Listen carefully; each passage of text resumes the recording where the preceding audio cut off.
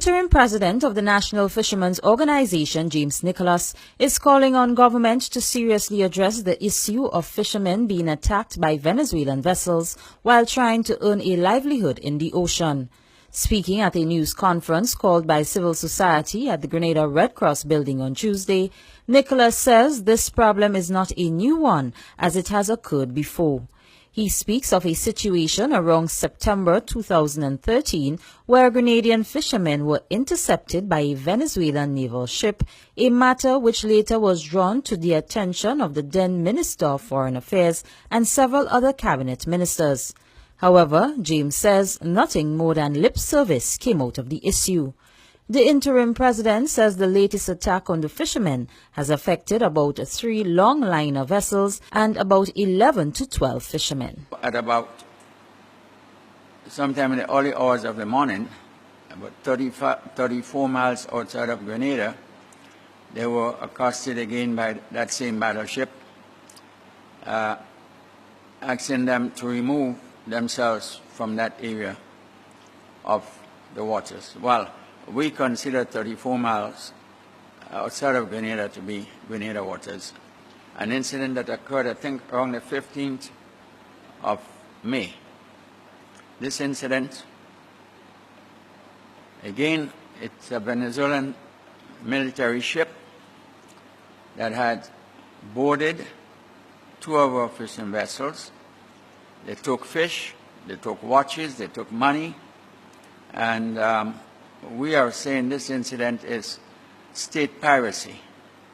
It was reported to the authorities, not by myself, but by other persons. Nicholas says they would like to know from the relevant departments or government ministries where the demarcation line starts and ends, as it appears to be non-existent. He says as Grenadian fishermen face this problem on the sea, they have received reports of fishermen in Guyana missing and even presumed dead, with fingers pointing back to Venezuela.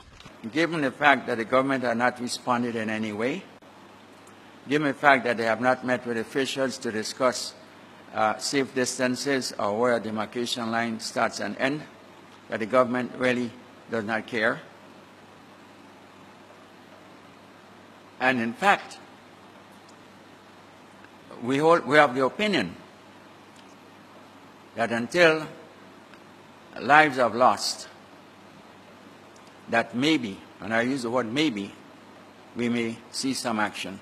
The law of the sea states 200-mile limit, and basically in essence where you cannot find 200 miles is equal distance. 34 miles is equal distance to Venezuela. At any point, I don't really know. That's for the authorities to tell us, the fishermen. They have not done so. And I want to add, they refuse to do so. He adds that urgent attention and not lip service should be given to this scorching problem, which could ultimately result in death if the local fishermen decide to retaliate. Time is of the essence, because what has happened in the past couple of weeks, one of our fishers on board these vessels could have retaliated. Some altercations could have taken place, wounding, death. Okay, and